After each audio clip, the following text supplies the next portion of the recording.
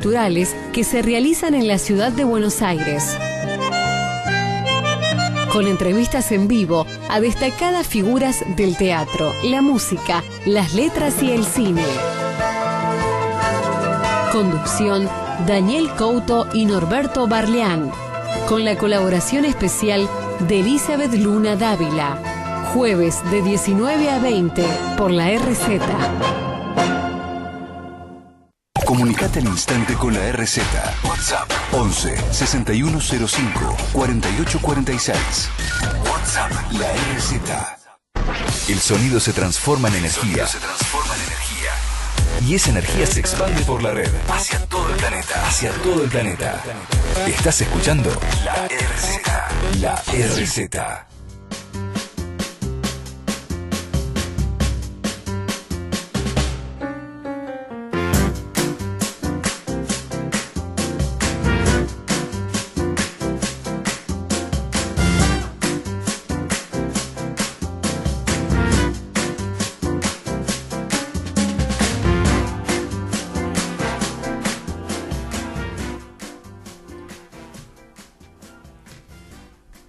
Muy buenas tardes, nos encontramos en una nueva edición de Una Mirada Austral. En el día de hoy quiero saludar al co-conductor, productor y realizador Pepe Muñoz Aspiri. Gracias, Erika, y nuevamente ahora sí, feliz cumpleaños. Ahora sí. Ahora sí. Bueno, esta semana ha venido un poco cargada en cuanto a las noticias que al menos a nosotros como peronistas nos importan y nos duelen. El día domingo nos despertamos con la noticia del fallecimiento de uno de los dirigentes de estos últimos tiempos, ¿no? Uno de los dirigentes históricos del peronismo, José Manuel de la Sota, a quien deseamos y rezamos por su eterno descanso. Queremos decir esto porque como peronistas cualquier compañero que nos deje es un dolor, y como por ahí he dicho y hemos dicho acá con Pepe, hay que en estos momentos rescatar aquellos elementos que han sido importantes y sustanciales para el desarrollo del movimiento. Digamos, después podemos encontrarle aristas, podemos encontrarle vicisitudes, porque todos los tenemos. No conozco un referente de la política, un representante que no tenga elementos a favor y elementos que podríamos decir engorrosos o a criticar. Eso no es lo importante. Como cristianos, nosotros creemos que las almas tienen que descansar en paz. Y más teniendo en cuenta que muchos que están invocando una unidad se han ensañado con su figura después de muerto. Y eso, el compañero de la Sota habrá tenido sus evoluciones, pero todos la tuvieron. Pero él siempre estuvo dentro del campo nacional. Y más en este momento que estaba buscando justamente una unidad, y bueno, lo lamentamos mucho porque él tuvo una trayectoria. Se podrá criticar algunas cosas, pero ¿quién no? En fin. Además que me parece que la actitud peronista que nos ha sostenido es el que pierde, acompaña. Exacto. ¿No? Y él tuvo esa virtud, sí, exacto. Esa actitud cuando perdió en las internas Menem Cafiero. Él acompañó de todos modos ese proceso, que también es un proceso a discutir y que nosotros en este programa nunca defendimos acérrimamente, pero digamos, los actos, las formas hacen al fondo. Así que solamente queríamos pasar en estos minutos, recordar su memoria. No, es como pasar lo de Grabois.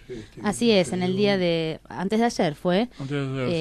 El referente de los movimientos sociales, junto con otros referentes más, Juan Grabois, fue detenido injustamente, violentamente, con otros referentes de los movimientos sociales, por ir a defender a un grupo de personas que trabajaban en la vía ambulante, como vendedores ambulantes en la calle. Por suerte han sido liberados, tuvo el apoyo de la mayor cantidad del arco político que se acercó a la comisaría a presenciar y a presionar para su liberación, y sobre todo yo digo, ellos creen que nos perjudican, pero me parece que con todas estas cosas nos hacen un favor. Lo digo en el sentido estratégico, no en el sentido del sufrimiento que han pasado los compañeros estando detenidos y seguramente, como hemos visto en estos días, han sido golpeados, maltratados. Eso no es justificable en absoluto, pero creo que este tipo de acciones, de formas violentas que ejercen sobre los diferentes referentes, y no es casual que Juan Grabois sea un hombre que trabaja y que se ha transformado, que se ha convertido gracias a Bergoglio, hoy Papa Francisco, sea detenido por este régimen.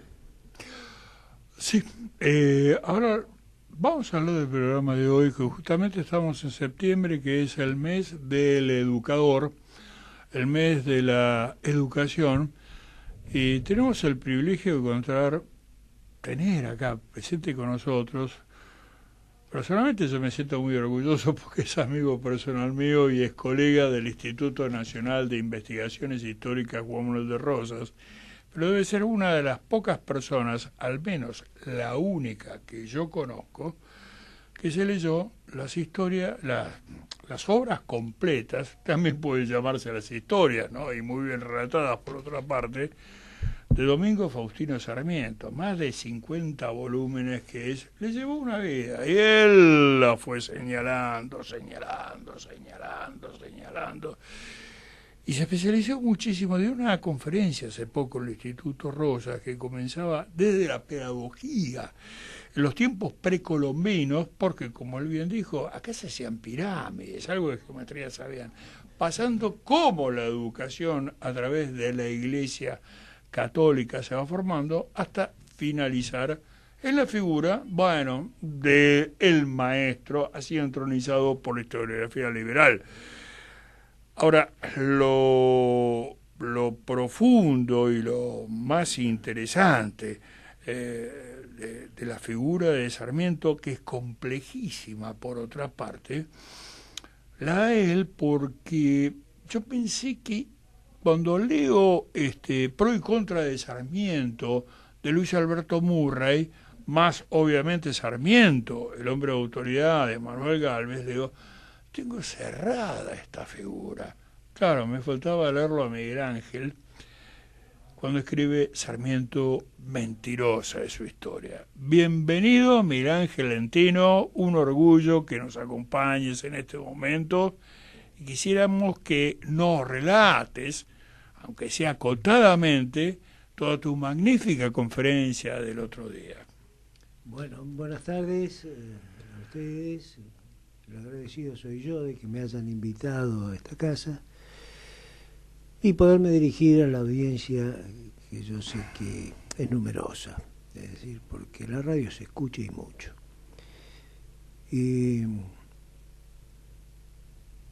Es importante, como iniciaron el programa ustedes, recordar la figura de los personajes hasta de la actualidad, porque parezca o no, estamos viviendo en estos momentos circunstancias que en el futuro pueden llegar a ser historia, y seguramente serán históricas. Porque la historia tiene toda una continuidad, viene desde el fondo de los tiempos y cada generación va agregando su granito de arena a este inmenso desierto que es la historia de la humanidad. Y digo bien desierto porque hay mucha mentira, mucha falsedad, porque los seres humanos tenemos esa inclinación, ¿no?, a ensalzar a veces demasiado, a criticar a veces demasiado. Se nos va la mano, y especialmente los argentinos. Tenemos una tradición en ese sentido, de grandes odios o de grandes amores.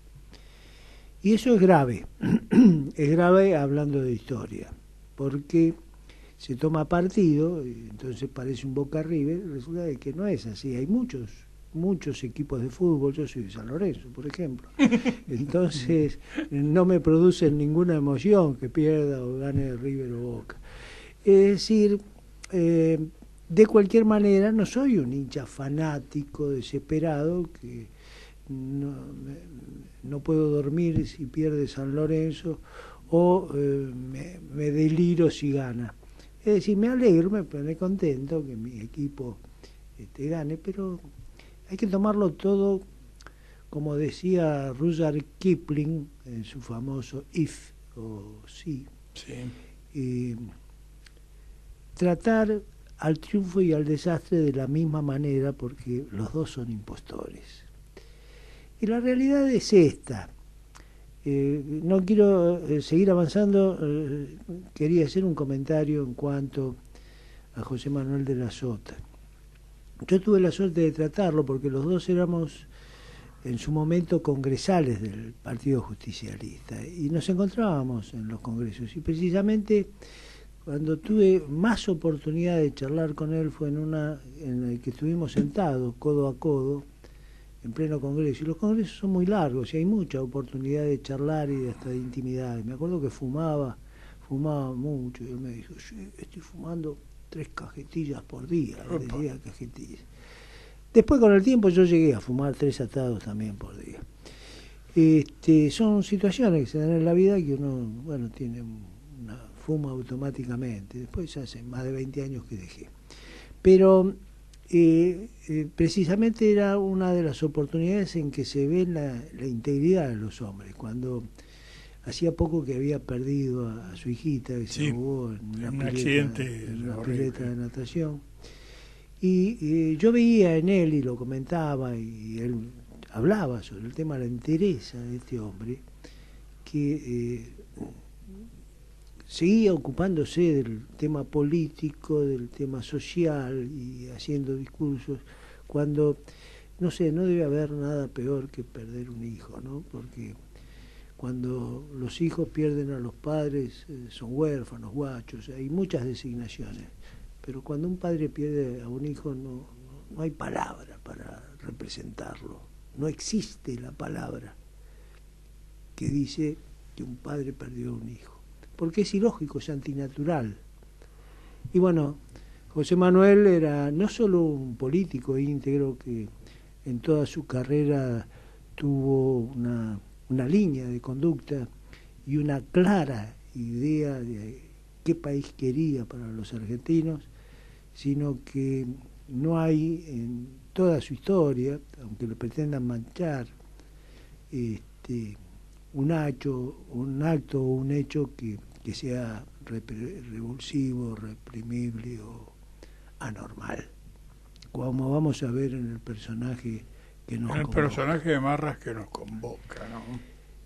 Y bueno, la realidad es esta. Los argentinos tenemos un fanatismo tal que nos arrogamos el derecho de hablar mal hasta del Papa. Cuando yo tengo ya 75 años y han pasado muchos papas por mi vida, y jamás a un papa se lo ha vituperado como se habla livianamente del Papa Francisco o de nuestro querido Bergoglio o Jorge, como lo llaman los amigos. Padre Jorge, como lo decimos. Padre Jorge. La realidad es que es muy fácil hablar. Acá parece que todo el mundo tiene derecho a opinar. Y es cierto, tenemos derecho a opinar. Pero cuando se opina, hay que opinar con sentido, con lógica, con fundamento. Hablar por hablar es cosa de patanes, es cosa de persona vulgar. Yo me encuentro a veces con algunos amigos con los que charlamos y de pronto me saltan con que el Papa, ¿por qué esto, por qué lo otro? Entonces, yo al principio me enervaba un poco como católico, ¿no?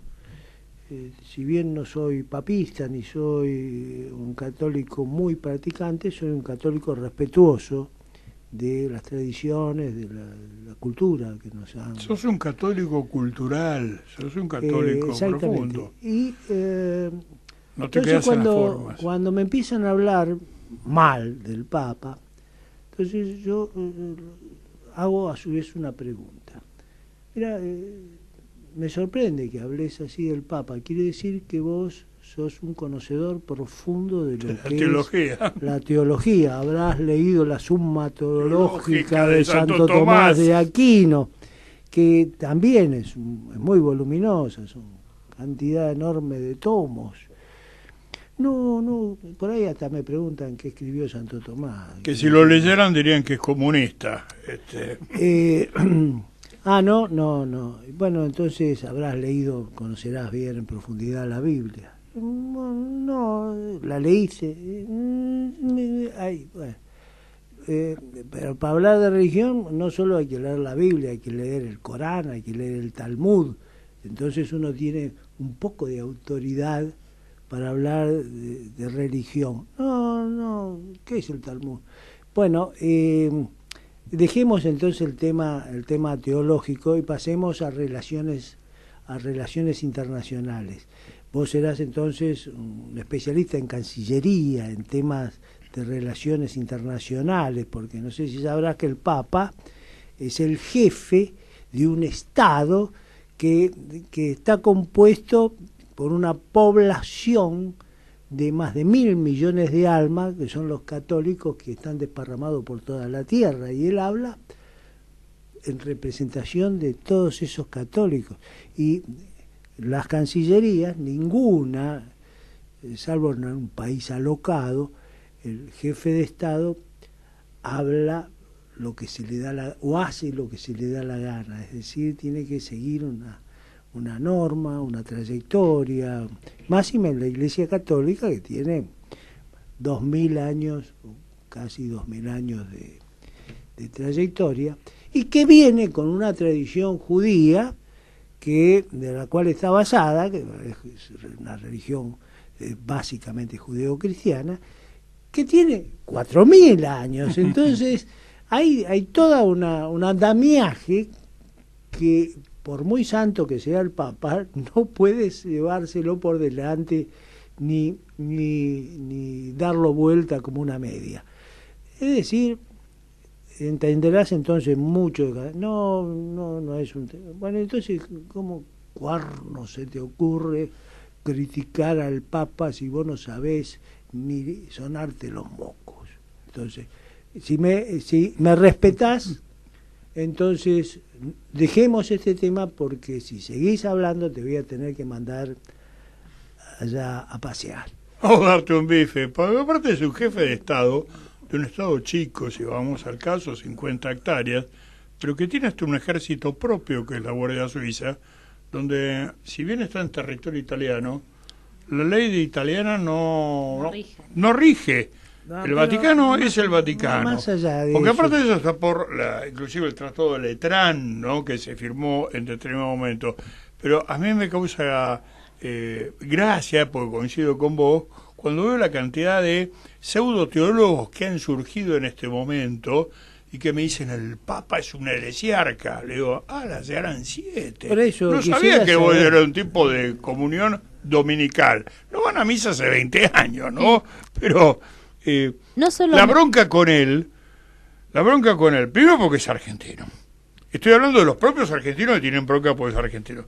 Y segundo, porque él tiene una determinada orientación y es el tipo que le está dando con un caño al mundo globalizado, a toda la cuestión financiera internacional. Yo me acuerdo, lo hablábamos antes de ingresar al estudio, cuando yo empiezo a hablar la Laudato, digo, yo esto lo leí, claro, y lo engarcé inmediatamente con el modelo argentino para el proyecto nacional, que no es que lo escribió Perón, que es algo que inclusive lo tienen los grandes líderes que se enfrentan con un proceso de neoliberalismo, que siguen creyendo en una globalización que ya no va, porque estamos viviendo una desglobalización, lo está dando Trump. Discúlpame que te interrumpí. Además, criticar la prédica actual del Papa, en definitiva, es criticar toda una historia que ha tenido la Iglesia en este sentido. Es desconocer, digamos, el planteo de Juan Pablo II, de Benedicto XVI.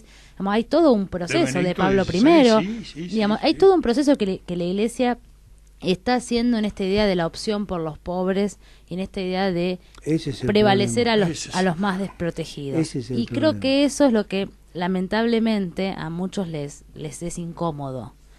Pero en definitiva, el otro día justamente presentábamos la revista Hechos e Ideas con Carrara, con el obispo Carrara, el obispo de Merlo Moreno, y él justamente planteaba eso. A nosotros en algún punto, los que conocemos esta prédica, no nos sorprende porque entendemos la continuidad que existe en esta propuesta, digamos, desde Medellín, desde Puebla, desde esos momentos donde claro, bueno, exactamente, en Aparecida, digamos, el trabajo de Aparecida es brillante y además denota, o en definitiva critica y hace un análisis exhaustivo de cómo funciona el sistema político global, de la perversidad que ese sistema político global yo creo que engendra. Lo que están viendo es que está avanzando a pasos agigantados. Totalmente.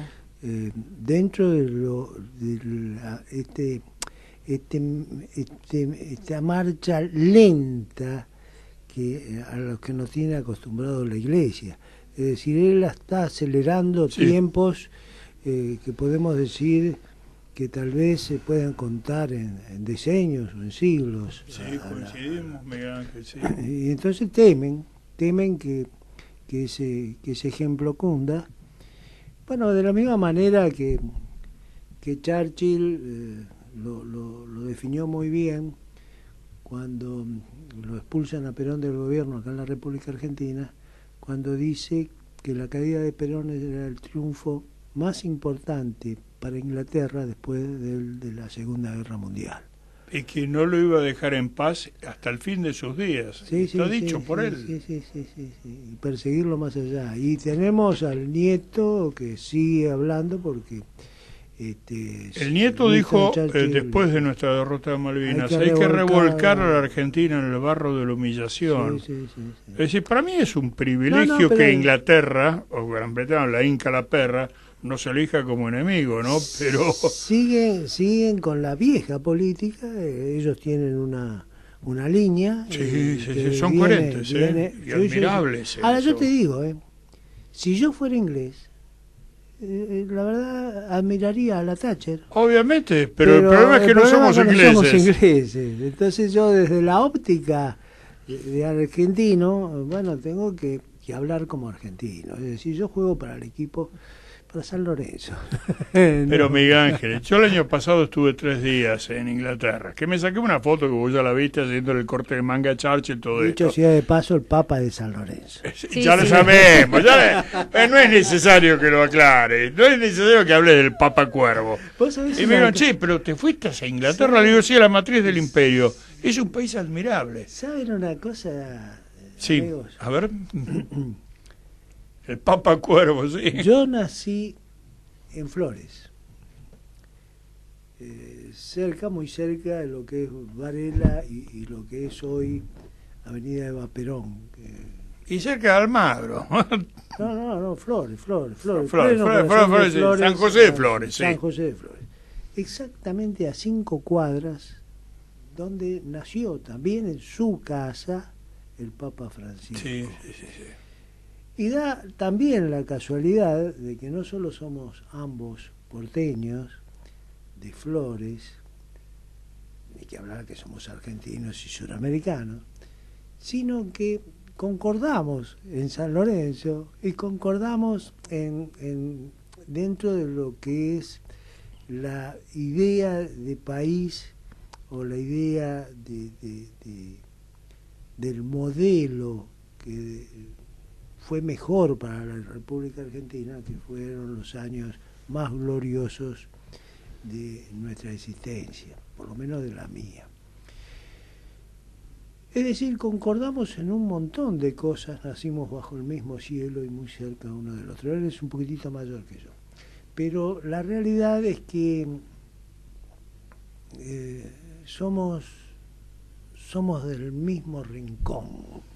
Claro, y concordaban también una idea regional y continental en el sentido que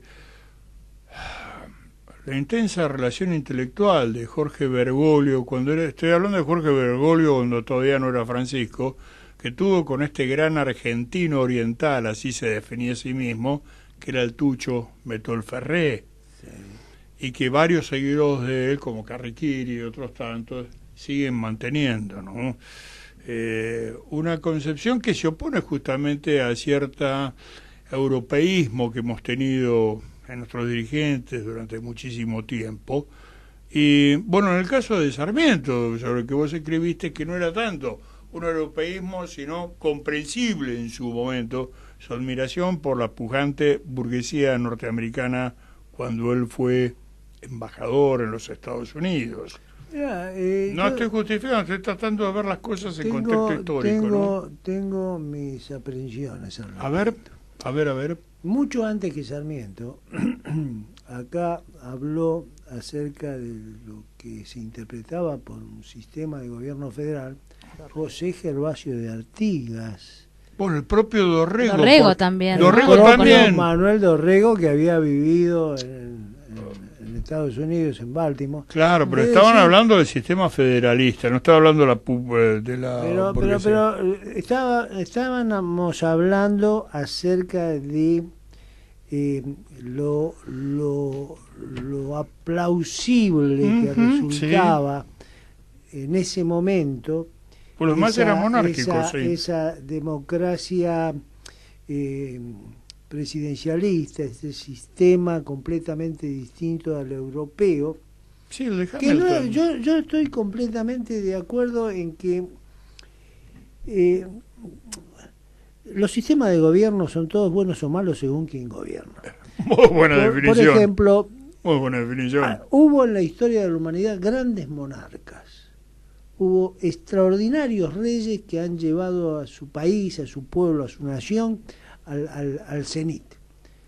Y hubo monarcas que han sido viciosos, han sido nefastos, perjudiciales para su nación, que la han llevado casi al exterminio. Ni hablar de los zares, ni hablar de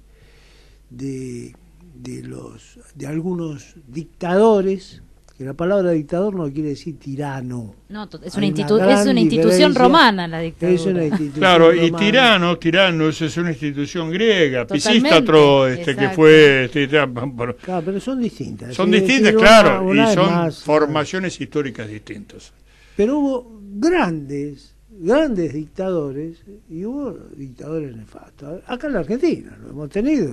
Acá tuvimos un dictador que tuvo la suma del poder público y dijo, me la dan, voten. Se la dieron a otro tipo, por el cual tenemos, me estoy riendo, mirá, veneración que era don Juan Manuel de Rosas, pero digo, yo, si quieren que arregle este batuque, por no decir otra cosa, me tienen que dar la suma del poder público.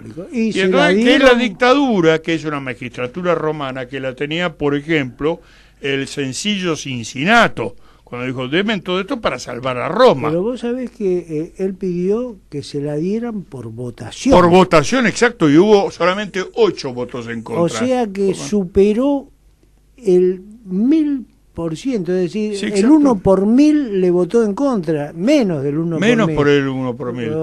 Pero lo pidió. Él lo pidió. Me lo dan, porque si no yo no estoy votando. Él fue el Cincinato de las Pampas. Mirá, ¿quién lo decía? Esto lo dijo Giovanni Papini.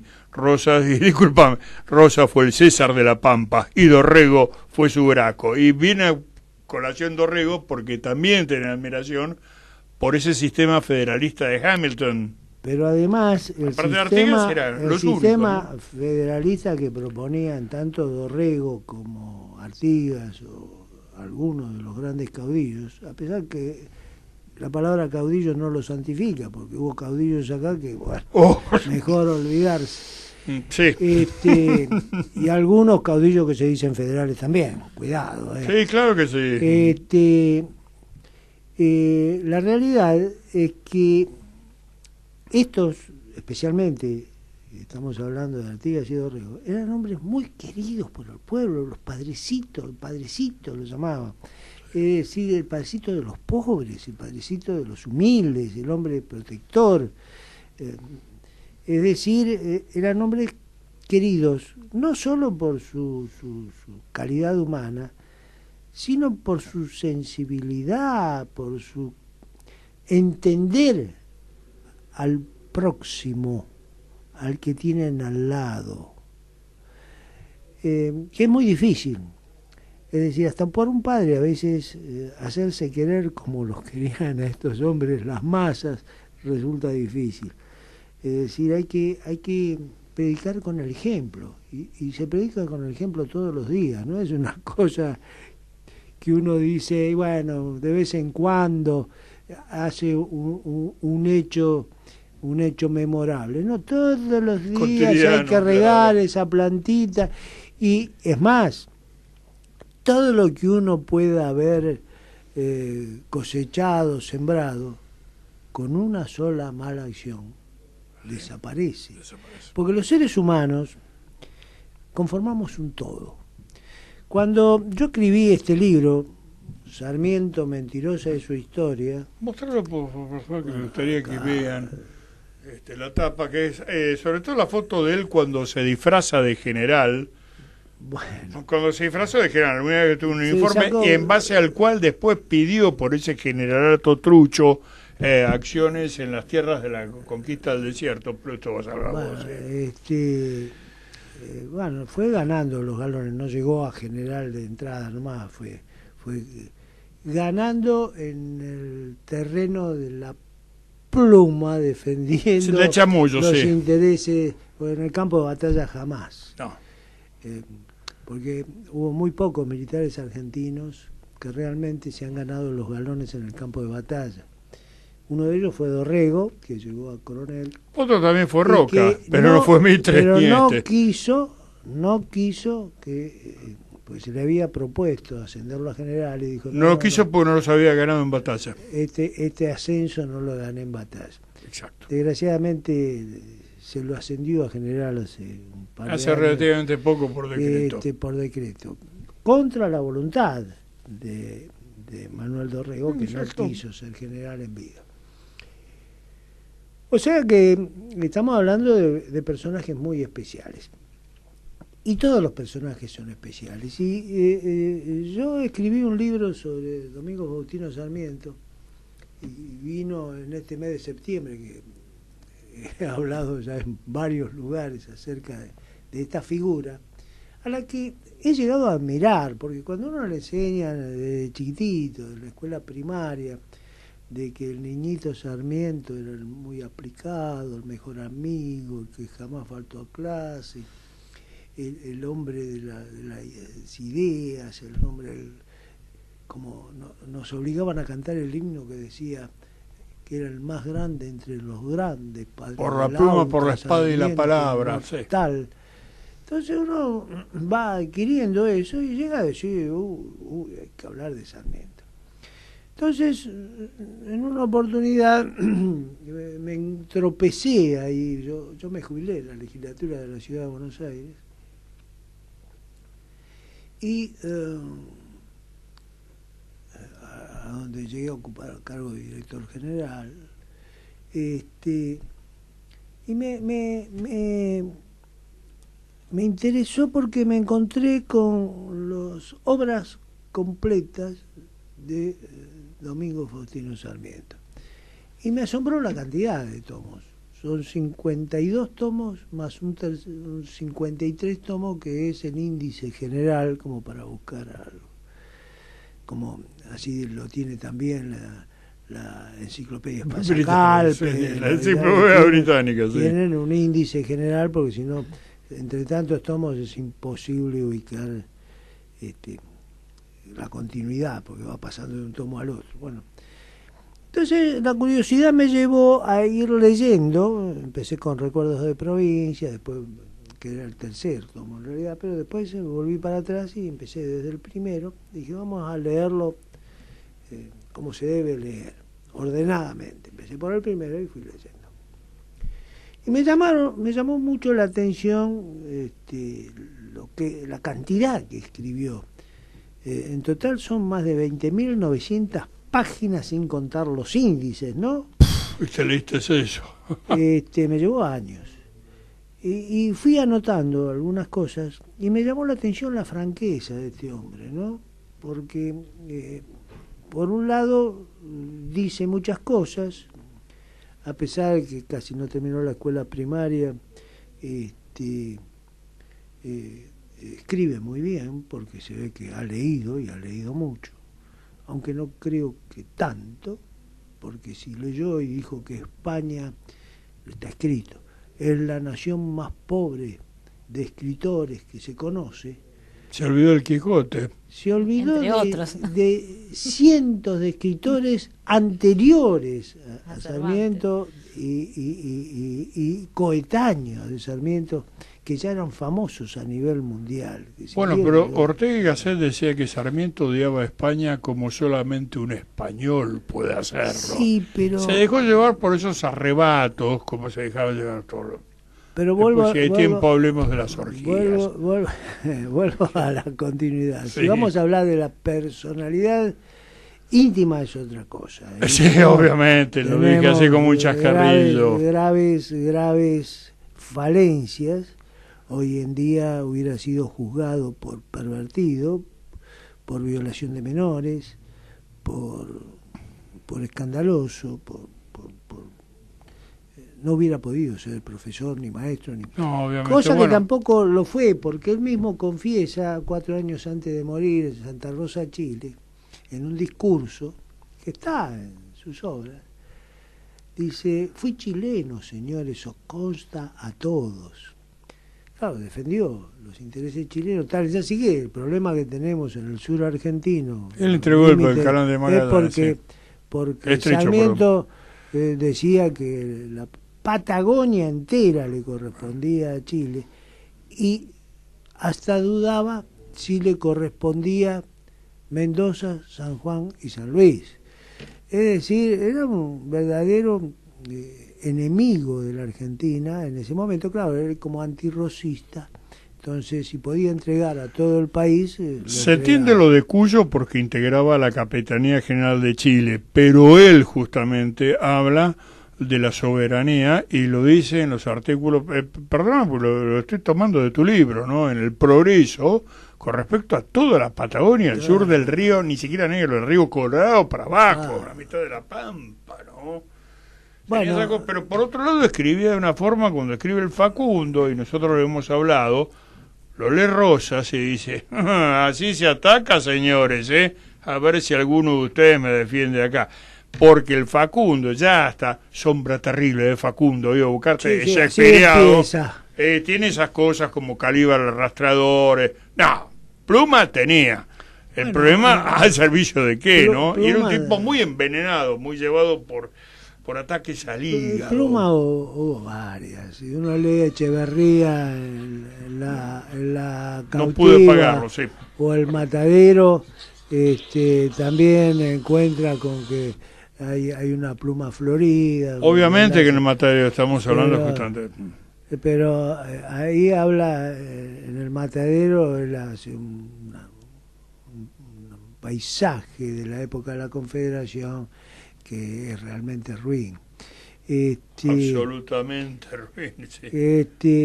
Bueno, pero plumas hay muchas, gente que escribe bien. Borges escribía fenómeno, pero también su pensamiento no era del todo nacional, ¿no? Sí, pero lo que sucede es que Borges, a mí, bueno, es una cuestión personal, me parece un escritor bastante artificial. Sarmiento no, y Echeverría tampoco. Bueno, yo tengo he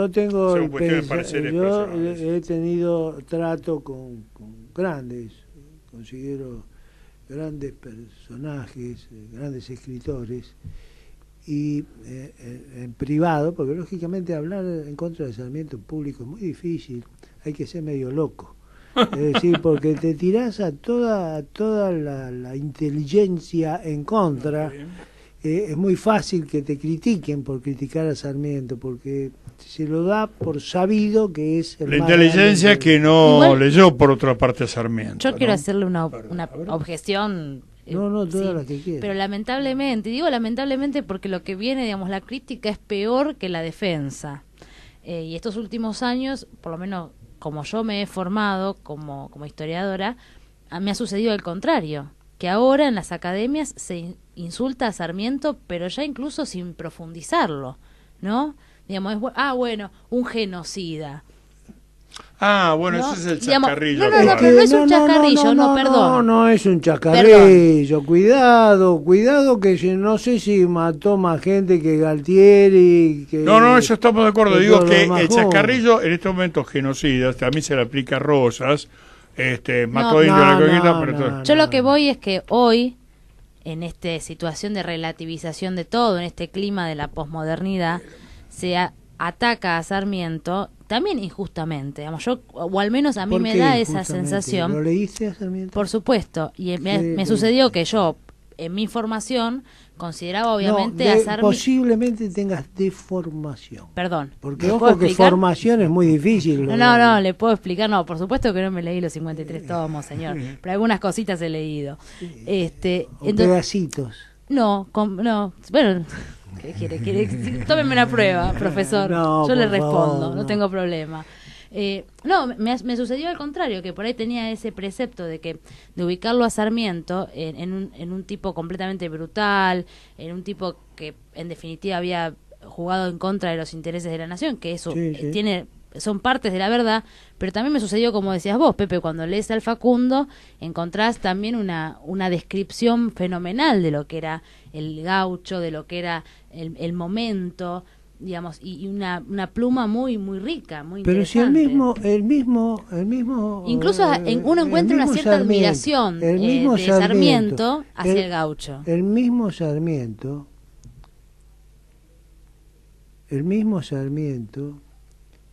dice que está lleno de inexactitudes a designio, lo dijo en cartas. Sí. Está escrito de puño y letra. Inexactitudes a designio. Que fueron hechas a propósito para desprestigiar a Rosas. Claro. Vélez Arfiel, en una oportunidad que lo consulta a él, porque Sarmiento había pensado en determinado momento, él mismo lo dice, en reescribir el Facundo. Y Vélez Arfiel dice, no lo toque, que el Facundo mentira siempre va a ser mejor que el Facundo verdad. Claro, él se dedicó a tocar a la hija de Vélez Arfiel. Él se dedicó a tocar a la hija de Vélez Arfiel, que se la masticaba. Pero tiene mucho que ver. Pero fíjate vos qué contradicciones. Él le da la espalda al gran marino nuestro, un tipo que si hubiera sido norteamericano o europeo ya habría 6 películas sobre él, el memorable Luis Piedrabuena, y después funda la Escuela Naval. Es una cosa de locos cuando dijo, la Argentina no necesita una armada naval, necesita una armada fluvial. No, pero cuidado que esta de que funda, o refunda, o nacionaliza, porque cuidado que ya Belgrano hablaba de una escuela naval. Bueno, sí, pero por favor, y acá ya la hermana se Gurruchaga, un salteño, que es el que banca 2 barcos para el 25 de mayo. Ya existían las instituciones. Sarmiento, ¿a qué escuela fue? En San Juan, ¿no? Él mismo lo dice, que en San Juan, cuando él tenía 6 años, había grandes maestros que habían mandado el gobierno nacional de entonces, que era la primera junta, que en realidad lo llamaron primera junta con posterioridad, se llamó Junta Provisional Gubernativa. Es decir, ¿por qué? Porque la verdadera junta era la Junta Grande. La Junta Grande, sí. Porque en mayo de 1810 la gran discusión era que Buenos Aires era una ciudad importante para la época, pero era una ciudad. Y el virreinato del Río de la Plata incluía Córdoba, incluía Santiago del Estero, Paraguay, la banda oriental, incluía Alto Perú, ciudades anteriores a Buenos Aires, muy anteriores. Santiago del Estero, la madre de ciudades. El Alto Perú. Entonces decían que ahí es donde Castelli lo empuja a Juan José Paso, porque cuando el obispo Olvé le dice que Buenos Aires no podía decidir, entonces lo dejaron sin argumento y Castelli lo empuja a Juan José Paso y le dice, sálvenos, doctor. Entonces el otro lo confiesa en su memoria, dice, yo no sabía qué iba a decir. Entonces empecé a hablar de la hermana mayor, que podía tomar una decisión en ese momento y después ser avalada o consultar a los representantes de las provincias del interior. Entonces, eso es lo que derrota el freno que le quería poner el obispo de Urbe para decir que Buenos Aires no podía decidir por todos los demás. Y acá viene también otro personaje también, que se va de la Junta cuando se empiezan a incorporar los delegados del interior, que se llama Mariano Moreno. Otro personaje pintado por la historia oficial. Yo le llamo el Siete Mesinos de la historia, porque duró de mayo a diciembre. 7 Mesinos. En cuanto cuando empezaron a llegar los delegados del interior y Saavedra como presidente se impone y dice se tienen que integrar, Moreno dijo yo me voy y renunció a la Junta y pidió que lo trasladaran como representante de la Junta en Londres y allá se fue a tratar de hablar con la madre patria. Pero la realidad es que digamos, para hay otra historia. Los oyentes que no nos están viendo, cuando decís la madre patria, lo está diciendo entre comillas. Entre comillas, lógicamente. Pero la madre patria para él, que era el abogado representante de los comerciantes ingleses de Buenos Aires. Sí, Moreno era el estudio que representaba a los comerciantes ingleses de Buenos Aires. Y ustedes saben, y si no lo saben se lo explico, que Mariano Moreno no estuvo el 25 de mayo en el Cabildo. Lo sabemos. Eso lo escribió Manuel Moreno, que es el hermano de Mariano. Cuando muerto Mariano Moreno, escribe las memorias que él recordaba. Dice que el 25 de mayo anduvo buscando a su hermano en la casa, en los lugares que solía visitar y no lo podía encontrar. Y lo encontró muy tarde a la noche en casa de un amigo charlando temas intrascendentes. SIC. Cuando estaban haciendo la patria, entre comillas, él estaba charlando temas intrascendentes. Hay un cuadro... No figura en las actas tampoco, ¿no? Hay un cuadro... No hay... Claro, lo que pasa es que se arma la Junta y los comerciantes ingleses imponen un secretario en la Junta, porque no podían poner un vocal, imponen un secretario en la Junta, como para tener un nombre de ellos dentro de la Junta. Esto se lee muy bien en un libro que escribió Hugo Guast, que se llama Año 10, donde está aclarando punto por punto quién era Mariano Moreno. El que sí realmente fue un patriota y trabajó muchos años en beneficio del pueblo argentino fue su hermano. Manuel Moreno, que fue un gran embajador de la Confederación en Londres. Por eso no figura en la historia argentina. Claro, pero Manuel Moreno fue una de las espadas de Rosas que tuvo justamente nada menos que en Londres. Antes de Rosas, porque... No, obviamente, pero estoy diciendo que en el momento del conflicto con Gran Bretaña fue una de las principales y por eso es poco conocido. Por eso está borrado. Está borrado, está cool. Como se borró, Moreno, borraron los años de la Confederación Argentina. Y a vos te digo... Y como también el año 10 de Hugo Guast, Martínez Subiría, también está oculto, porque lo hizo, porque lo acusan de antisemita. Y lo interesante, que la hemeroteca, y disculpame, me metas el chascarrillo, la hemeroteca de la Biblioteca Nacional, que se llamaba Hugo Martínez Subiría, fue reemplazada acusándolo de que era antisemita. Es interesante decir que no solamente fue durante 2 décadas director de la Biblioteca Nacional, sino que crea la hemeroteca de la Biblioteca Nacional porque un grupo de intelectuales, entre comillas, de la comunidad, dijeron de que era antisemita. Esto fue en épocas del kirchnerismo. ¿Y cómo se llama ahora justamente esa hemeroteca? Se llama nada menos que el nombre de uno de los peores gorilas que existió, antiperonista, pero de izquierda, que es el que escribió La cabeza de Goliat y el que después se fue a Cuba porque no soportaba el olor de los negros. Cortázar. ¿Cómo? ¿Cortázar? No, Cortázar, Julio y Cortázar nada que ver. Que se fue, después murió en Cuba, que le pensé que era Motorman y que escribió ¿qué es esto? ¿Qué es esto? Los negros dirigidos por una perdida. Pero perdóname que te interrumpí. ¿Era Martínez Estrada? No. Ezequiel Martínez Estrada. Sí, le pusieron Ezequiel Martínez Estrada. Uno de los autores más antiperonistas habidos y por haber.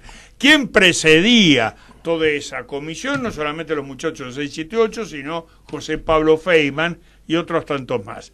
que de peronistas tienen lo que yo tengo de ornitorrinco o algo por el estilo. Pero esto se debe a la década anterior, ¿no? Y esta es una de las causas por las que estamos padeciendo lo que estamos padeciendo, porque esta gente accedió gracias a la devastación cultural que trajeron estos pibes. Entre ellos, el ex secretario de Coordinación Estratégica del Pensamiento Nacional, que dijo: Jaureche, son de cabotaje, yo estoy con algo nuevo. La escuela de Frankfurt, Adorno y Horkheimer. Visto, perdona que me lo tuve que sacar de encima, mi Ángel. Pues es una cosa que la llevo adentro, Perdóname. Realmente es razonable que cuando uno recibió, especialmente de la tierna edad, una información deformada acerca de una figura en la que cree que realmente fue trascendente, le cueste aceptar la verdad. A ver, para redondearte mi idea, yo a los hombres los juzgo integralmente, in totum. Es decir, un hombre puede ser muy buen amigo, muy buena persona, muy estudioso, muy preparado, ser profesional, buen padre de familia, buen marido, un hombre que ayuda, es decir, participa de la cooperadora del colegio, pero tiene un pequeño defecto, un vicio. Cada tanto viola a un chico. O dilapida dinero en orgías prostibularias que por ahí le vendrían bien a la familia para mejorar aún más su vida. ¿Y qué hacemos con esa persona? ¿La ponderamos porque es buen padre de familia, buen amigo, buen colaborador, o la condenamos a la cárcel y al ostracismo por ser un pervertido, un degenerado, una basura humana? ¿Le respondo? ¿Sí? Si está vivo, a la cárcel. ¿Y si está muerto? Y hay que abordarlo históricamente, si es una persona trascendente en la historia. Mirá, te voy a leer... Ya no lo podemos juzgar. Te voy a leer el prólogo de mi libro, mirá, un pedacito del prólogo. Porque yo he tenido la misma duda al principio, porque yo leí y yo dije, pero yo cambié el concepto. No, yo lo único que aportaba era la idea de que ha cambiado el concepto, nada más. El prólogo del libro se llama Prólogo plagiado, de mi libro. Y mirá lo que digo. A continuación transcribo textualmente el anteúltimo de los párrafos del magnífico prólogo que escribiera el poeta dramaturgo Manuel Gálvez para su libro Vida de Juan Manuel de Rosas. Dice así: voy a insistir sobre el tema de la imparcialidad, que también hablé en el prólogo de La vida de Hipólito Yrigoyen. Y saltemos y vayamos al meollo. Creo que una vez hallada la verdad, no tiene el historiador obligación de parecer sereno, objetivo o neutral. Al contrario, una vez que uno se ha convencido de la verdad, debe gritarla, sobre todo si favorece a un hombre injustamente calumniado. Pero esto no nos exime de exponer las malas acciones de un personaje que hemos llegado a admirar. Siempre la verdad, en todos los momentos. Este debe ser el lema del historiador y del biógrafo. Saltando dice: ser verdadero y sincero conviene a la gravedad de la historia. Esto lo escribió Manuel Gálvez. Entonces, allí me convencí que tenía que gritar estas verdades. Y que yo no pido que lo amen o lo odien, sino que sepan la verdad. Pero que lo conozcan. Y que sepan que también Sarmiento, como presidente de la República, creó la deuda externa más importante, relativamente hablando, porque no son los miles de millones de dólares de ahora, eran millones de libras esterlinas, sino que la triplicó. Es decir, de 4 millones que le dejó Mitre durante su gobierno de libras esterlinas de deuda, él contrajo 10.900.000 libras esterlinas más de deuda. Es decir, fue uno de los peores endeudadores del país en su momento, en su gobierno. ¿Y con qué objeto? ¿Cuál fue la justificación para contraerse? La guerra con el Paraguay. Ah, está bien. Una guerra que él continuó, porque la inicia Mitre, pero la guerra de la Triple Alianza es una guerra vergonzosa. No, yo lo sabía, se ensañó con el Paraguay. Se ensañó con el Paraguay. Y después termina y a los paraguayos los odiaba. Yéndose a morir al Paraguay. Un hombre que de murió en Asunción. Yo digo que era bipolar.